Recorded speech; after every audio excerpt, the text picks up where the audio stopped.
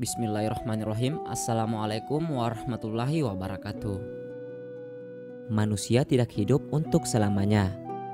Akan ada masa di mana jiwa berpisah dengan raga ketika malaikat maut datang untuk memisahkan. Setelah fase itu, manusia akan masuk dalam masa penantian menunggu hari kiamat di alam kuburnya. Meskipun belum ada surga dan neraka, namun di alam kubur jiwa manusia akan menerima balasan sesuai apa yang dilakukannya semasa hidup. Jika mereka adalah hamba yang taat mengerjakan amal kebaikan, alam kubur menjadi tempat penantian yang mudah. Sebaliknya, alam kubur menjadi tempat menyakitkan bagi orang-orang yang selama hidupnya kerap berbuat keburukan. Azab dan siksaan yang diterima pun ada bermacam bentuk. Yang pertama, dipukul dengan palu besi.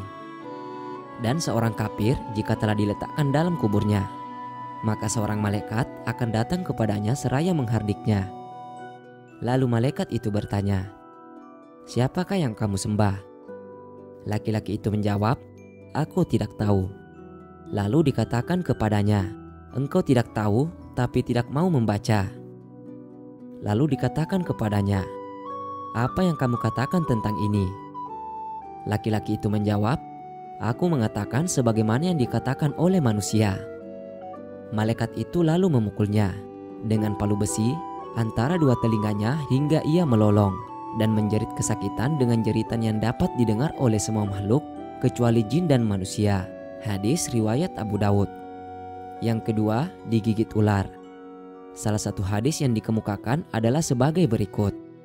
Akan dikuasakan atas orang kafir di dalam kubur mereka sebanyak 99 ular besar yang akan selalu menggigitnya hingga datangnya hari kiamat. Sekiranya ular tersebut menyembur ke bumi, maka tidak ada tumbuhan hijau yang dapat tumbuh. Hadis riwayat Ahmad. Dalam hadis Imam Ahmad yang lain disebutkan, akan didatangkan untuk orang kafir 2 ekor ular yang menggigitnya dalam kubur. Yang satu berada di kepalanya dan yang satu lagi berada di kedua kakinya. Setiap keduanya selesai menggigit, mereka kembali lagi menggigit hingga datang hari kiamat. Yang ketiga, besi, batu, dan api.